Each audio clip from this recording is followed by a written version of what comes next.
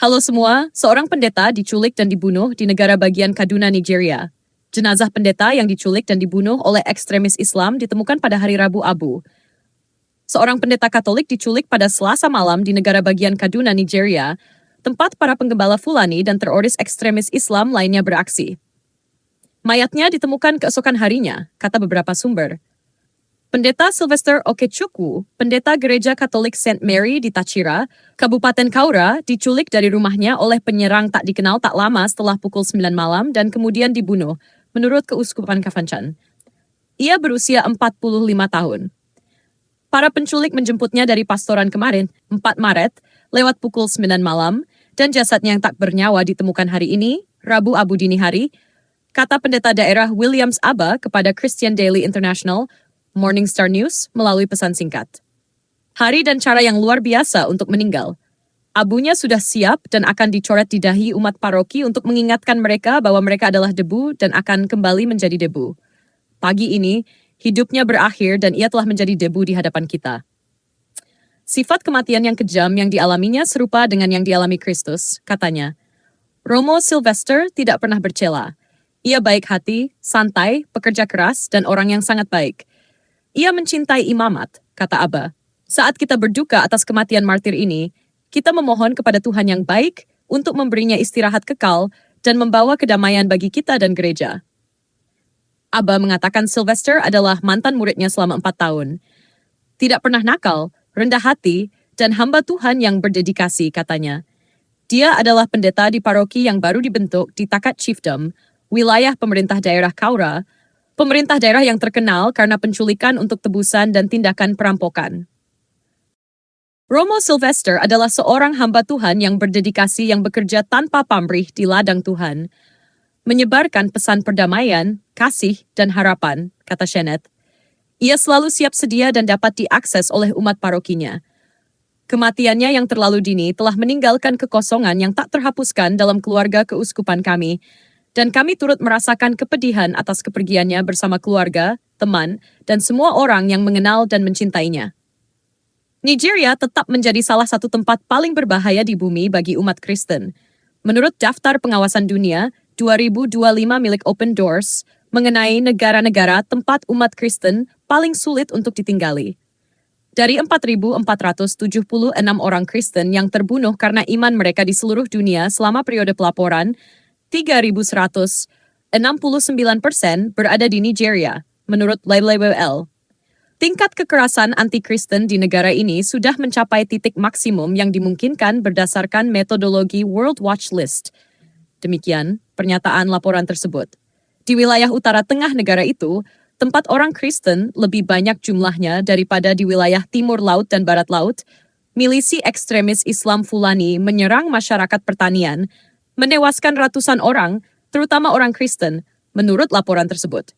Kelompok jihad seperti Boko Haram dan kelompok sempalan negara Islam di Provinsi Afrika Barat, antara lain juga aktif di negara bagian utara negara itu, tempat kendali pemerintah federal terbatas dan orang Kristen beserta masyarakat mereka terus menjadi sasaran penggerebekan, kekerasan seksual, dan pembunuhan dengan cara menghalangi jalan, menurut laporan tersebut. Penculikan untuk tebusan telah meningkat pesat dalam beberapa tahun terakhir. Kekerasan telah menyebar ke negara bagian selatan, dan kelompok teror jihad baru, Lakurawa, telah muncul di barat laut, dipersenjatai dengan persenjataan canggih dan agenda Islam radikal, WWL mencatat. Lakurawa berafiliasi dengan pemberontakan Al-Qaeda, Jamaah Nusrat ul-Islam wa al-Muslimin, atau JNIM, yang berasal dari Mali. Nigeria menduduki peringkat ke-7 dalam daftar pantauan dunia terbaru dari 50 negara paling berbahaya bagi kehidupan seorang Kristen.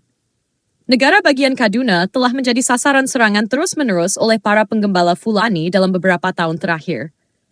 Berjumlah jutaan di seluruh Nigeria dan Sahel, Fulani yang sebagian besar beragama Islam terdiri dari ratusan klan dari berbagai garis keturunan yang tidak memiliki pandangan ekstremis. Tetapi beberapa Fulani menganut ideologi Islam radikal, menurut All Party Parliamentary Group for International Freedom or Belief, APPG, Inggris dalam sebuah laporan tahun 2020. Mereka mengadopsi strategi yang mirip dengan Boko Haram dan ISWAP dan menunjukkan niat yang jelas untuk menargetkan orang Kristen dan simbol kuat identitas Kristen. Demikian pernyataan laporan LPPJ. Para pemimpin Kristen di Nigeria mengatakan mereka yakin serangan para penggembala terhadap komunitas Kristen di Sabuk Tengah Nigeria dilatar belakangi keinginan mereka untuk mengambil alih tanah milik orang Kristen secara paksa dan memaksakan Islam karena penggurunan telah membuat mereka sulit untuk menghidupi ternak mereka. Jihad terhadap pendeta Katolik. Huriwa berduka atas pembunuhan mengerikan Pendeta Sylvester Okechukwu oleh para penculik di Kafanchan, negara bagian Kaduna. Kelompok advokasi hak sipil Asosiasi Penulis Hak Asasi Manusia Nigeria telah menugaskan Kepolisian Nigeria, Departemen Layanan Negases, dan badan keamanan lainnya untuk menyelidiki secara forensik jika ada pembunuh bersenjata lepas yang didanai dengan baik, terkoordinasi dengan baik, dan bermotivasi baik yang disewa untuk membunuh para pendeta Katolik dan seminaris di Nigeria. Huriwa juga menggambarkan sebagai sesuatu yang benar-benar terkutuk, hina, tercela, dan benar-benar tak termaafkan. Pembunuhan yang sangat kejam terhadap seorang imam Katolik dari Keuskupan Katolik Kafanchan, Pendeta Sylvester Okechukwu yang diculik dari pastoran paroki di wilayah pemerintah daerah Kaura dan dibunuh dengan kejam di siang bolong pada hari Rabu 5 Maret 2025. Huriwa dalam pernyataan media yang disampaikan oleh Koordinator Nasional Kamerat Emmanuel Onwubiko menyatakan keterkejutannya bahwa penculikan bersenjata yang tampaknya dilakukan dengan sengaja terhadap para pendeta dan seminaris Katolik dalam 2 minggu terakhir ini merupakan ancaman yang belum pernah terjadi sebelumnya terhadap hak untuk hidup yang dijamin oleh konstitusi, hak untuk kebebasan beragama, dan oleh karena itu kami curiga bahwa mungkin beberapa ekstremis agama yang berpikiran jahat dari sistem kepercayaan lain mungkin berada di balik lintasan peningkatan kasus serangan kekerasan terhadap gereja Katolik di seluruh negara. Huriwa mengingat bahwa antara tanggal 22 Februari dan 5 Maret hari ini, 4 pendeta dan seorang seminaris telah diculik di Nigeria, dan salah satu pendeta baru saja dipastikan dibunuh oleh para penculik di Kafanchan, negara bagian Kaduna Selatan. Kami di organisasi pro-demokrasi, Huriwa, setuju dengan kesimpulan bahwa tren buruk dan mematikan ini tidak hanya mengkhawatirkan tetapi juga memilukan, terutama bagi para pendeta Katolik, seperti juga kenyataan pahit bahwa keselamatan para pendeta ini tampaknya tidak lagi terjamin. Itulah sebabnya kami menyerukan kepada DSS, Biro Intelijen Kepolisian, Korps Pertahanan Sipil Nigeria, untuk bangun dari tidur dan menyelidiki tren baru penculikan yang ditargetkan terhadap sebagian besar pendeta Katolik ini. Bahkan saat kami mendesak Presiden Bola Ahmed Tinubu untuk memastikan bahwa jika ada rencana rahasia oleh beberapa ekstremis Islam untuk melenyapkan pendeta Katolik, maka orang-orang yang mensponsori serangan terkoordinasi ini harus segera ditangkap dan dituntut secara profesional, sebagaimana mereka harus dikurung dalam tahanan selama sisa hidup mereka yang menyedihkan. Tren serangan yang ditargetkan terhadap pendeta Katolik ini harus dicegah dan diberantas. Huriwa menyesalkan serangan yang terus-menerus tak henti-hentinya dan didanai dengan baik terhadap para pendeta yang terus berlanjut pada Sabtu malam tanggal 22 Februari 2025. Ketika pendeta Matthew David Dutsemi dari Keuskupan Yola dan pendeta Abraham Sauman dari Keuskupan Jalingo diculik di pastoran pendeta di Gweda Malam Demsa LGA, negara bagian Adamawa. Dalam insiden serupa, sekelompok orang bersenjata menyerbu pastoran gereja Katolik St. Petrus Ifyukwa Agenebode, Etsako East LGA, negara bagian Edo pada hari Senin 3 Maret 2025 dan menculik pendeta Philip Ekweli bersama dengan seminaris yang bekerja dengannya dan selama berhari-hari belum ada komunikasi atau konfirmasi tentang situasi mereka. Huriwa mengingat bahwa pada malam tanggal 4 Maret 2025, Pendeta Sylvester Okechukwu dari Keuskupan Kafanchan yang sebelumnya selamat dari penculikan, kembali diculik di pastoran gereja Katolik St. Mary Tachira, Kaura LGE, negara bagian Kaduna. Pendeta Okechukwu telah dipastikan tewas di tangan para penculiknya. Uskup Nigeria berkata, pembunuhan pendeta bukan tragedi tunggal. Ketika umat Kristiani menerima Abu pada hari Rabu lalu untuk memulai Prapaskah, berita tersiar di Nigeria bahwa seorang pendeta telah dibunuh secara brutal oleh para penculik, yang telah menyerbu pastorannya malam sebelumnya dan menculiknya. Keuskupan Kafanchan di Nigeria Utara Tengah sejak itu telah menyatakan kemarahannya atas penculikan dan pembunuhan Romo Sylvester Okechukwu, 44, oleh penyerang tak dikenal. Dan menurut para ahli, pembunuhan tersebut menunjukkan situasi kekerasan yang sedang dihadapi umat Kristen di Nigeria. Dengan kesedihan yang mendalam dan kemarahan yang wajar, saya mengutuk dengan sekeras-kerasnya gelombang penculikan yang kejam dan tragis yang menyasar para pendeta, agen pastoral, dan umat beriman. Kata Uskup Julius Kundi dalam konferensi pers pada tanggal 7 Maret yang menyatakan kemarahan atas penculikan dan pembunuhan brutal terhadap pendetanya. Menurut sumber di keuskupan tersebut, Okechukwu diikat oleh para penculiknya dan dia ditembak di kepala dari jarak dekat dengan senapan serbu, menurut pejabat di keuskupannya.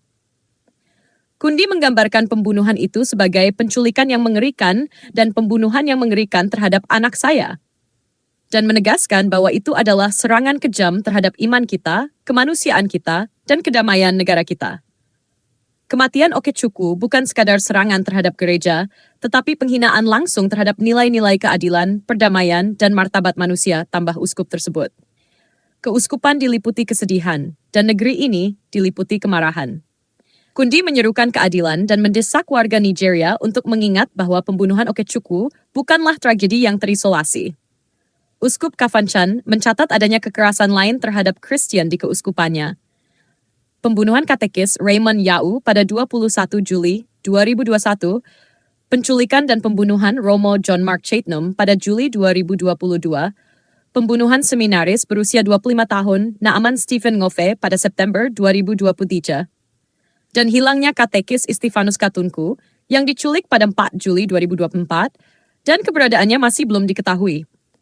Selain kekerasan tersebut, uskup mencatat penculikan begitu banyak umat beriman di wilayah tersebut, di mana para penjahat terus-menerus menimbulkan malapetaka pada kehidupan yang tidak bersalah. Tebusan yang keterlaluan yang dituntut untuk dibebaskan tidak hanya menghancurkan keluarga tetapi juga menimbulkan ancaman serius terhadap ketahanan pangan dan kesejahteraan umum masyarakat di Keuskupan Kafanchan dan Kaduna Selatan secara keseluruhan, kata uskup. Kekerasan itu terjadi di tengah meningkatnya kekerasan dan pelanggaran hukum di Nigeria, terutama di wilayah-wilayah negara itu. Beberapa serangan dapat dikaitkan dengan militan Islam yang ingin mengamankan pengaruh di wilayah tersebut. Sementara, geng-geng kriminal bersenjata juga memanfaatkan berkurangnya kehadiran polisi di wilayah tersebut. Pada bulan lalu, 6 pendeta, seorang seminaris, dan beberapa umat paroki telah diculik di Nigeria Utara, dan banyak di antaranya masih ditawan, penculiknya belum teridentifikasi. Pada tahun 2024, 13 pendeta diculik di seluruh Nigeria.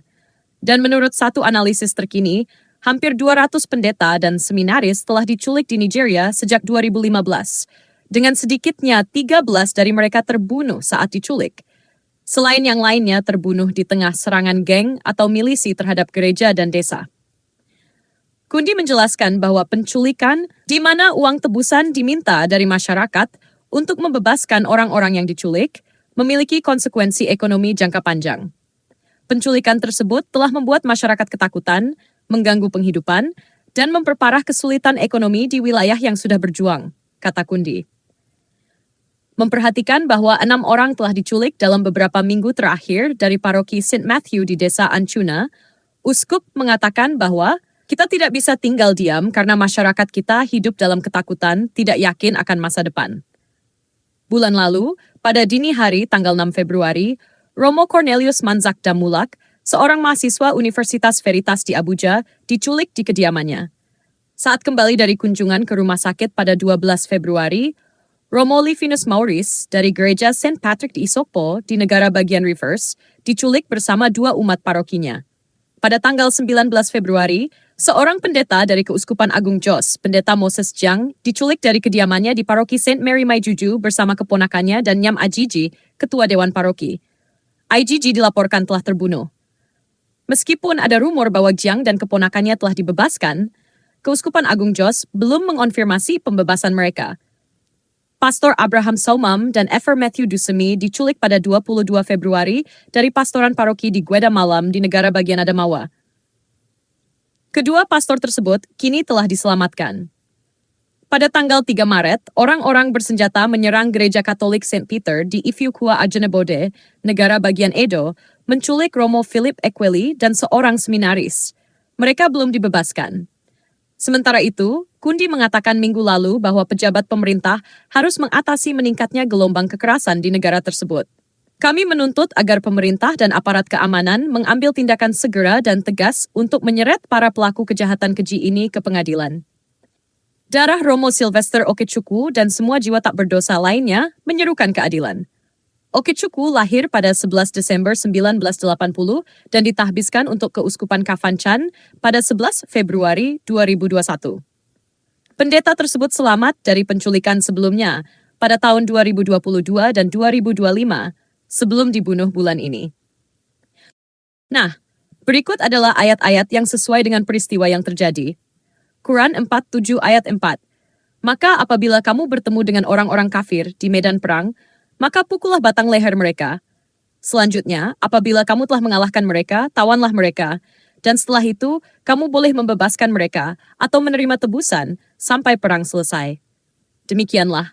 Dan sekiranya Allah menghendaki, niscaya Dia membinasakan mereka, tetapi Dia hendak menguji kamu satu sama lain. Dan orang-orang yang gugur di jalan Allah, maka Allah tidak akan menyia-nyiakan amal mereka. Quran Surah 9 ayat 29. Berangilah orang-orang yang tidak beriman kepada Allah, dan hari kemudian, mereka yang tidak mengharamkan apa yang telah diharamkan Allah dan Rasul-Nya, dan mereka yang tidak beragama dengan agama yang benar, agama Allah, yaitu orang-orang yang telah diberikan kitab, hingga mereka membayar jizyah pajak dengan patuh, sedang mereka dalam keadaan tunduk. Yesus berkata di dalam Yohanes 16 ayat 2, kamu akan dikucilkan, bahkan akan datang saatnya bahwa setiap orang yang membunuh kamu akan menyangka bahwa ia berbuat bakti bagi Allah. Melihat penderitaan yang dialami oleh saudara-saudara kita di Nigeria dan di berbagai belahan dunia, marilah kita bersama-sama datang kepada Tuhan dalam doa.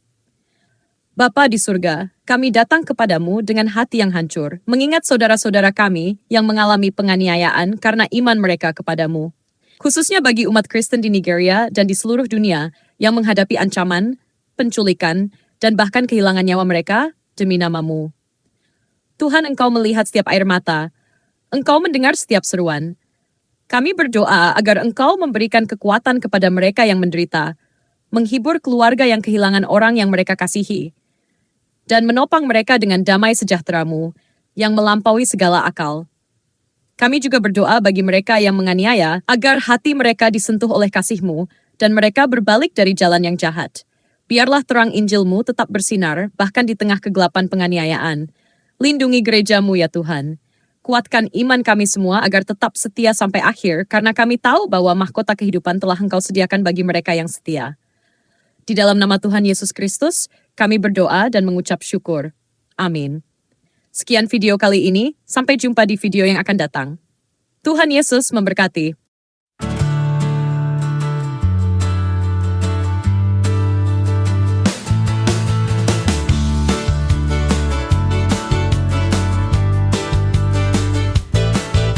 Lembaga suci negara mengarsipkan perbincangan sesosok malaikat dan sebuah pena. Siapa Tuhanmu? Sajak dan syair. Siapa nabimu? Naskah di film Noir. Mungkin kamu butuh pergi study tour 7 hari agar kamu mengerti yang diyakini. Bis sudah tiba, tak ada kereta yang menunggu lama berangkat ke surga. Ini fasilitas umum, bukan milik suatu kaum yang menganggap paling baik dan paling nyentrik. Kau kira ini wisata milik pribadi semata, wayang diambil tetangga, kau terlambat murni. lawas jelas dilupa. Kau tak pantas tuh kecewa. Rumpunmu ngawat darurat, kau pergi ke barat. Lembaga suci negara mengarsipkan perbincangan sesosok malaikat dan sebuah pena. Siapa Tuhanmu? Sajak dan syair. Siapa nabimu? Naskah di film Noir.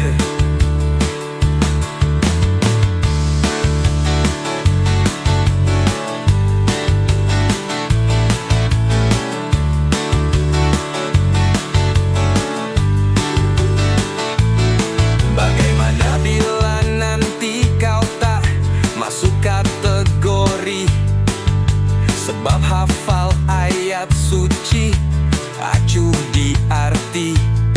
Bagaimana nanti bila Kristen yang masuk surga, sebab separuh iman kebal ancaman? Dibakar tak takut api, dihina berlagak tuli, diusir datang kembali membalas budi. Semakin lama semakin jadi menuhankan diri sendiri, berkedok faham Islami aliran Indi. Semakin lama semakin jahat, berpendapat semau hasrat, beralih di Kristen jihad, berampok jamaat. Lembaga suci negara mengarsipkan perbincangan sesosok malaikat dan sebuah pena. Siapa Tuhanmu? Sajak dan syair. Siapa nabimu? Naskah di film Noir. Siapa Tuhanmu? Sajak dan aku. Siapa nabimu? Syair dan juga kamu. Bagaimana jika Kristen yang masuk surga? Bagaimana jika semua masuk surga? Hidup berbahagia, minum anggur bersama.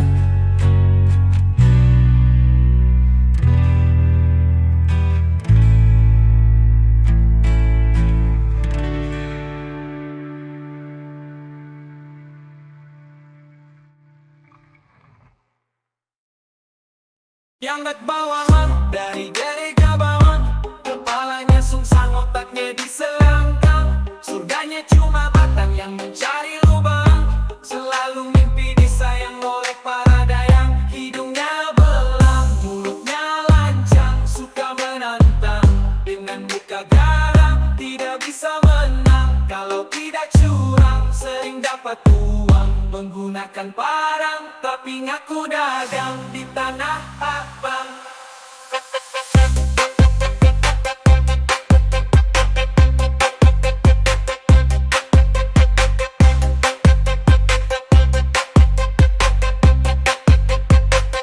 Tapi ngaku dagang.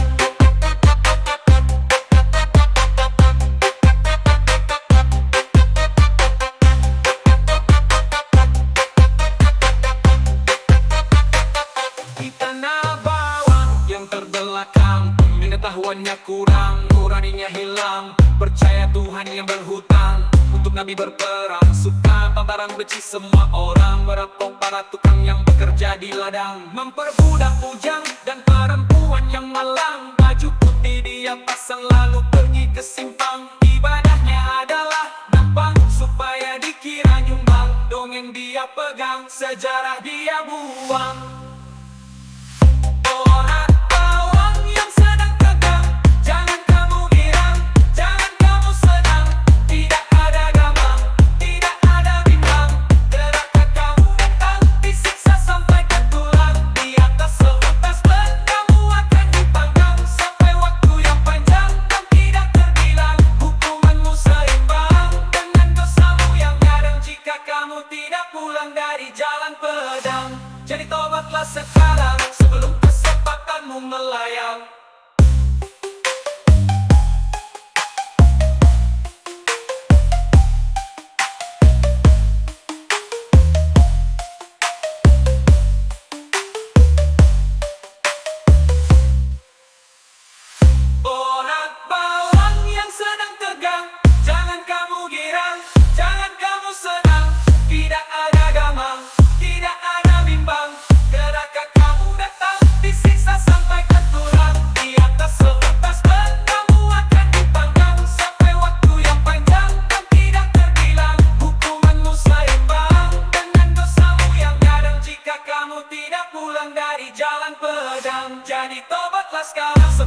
kesempatanmu melayang.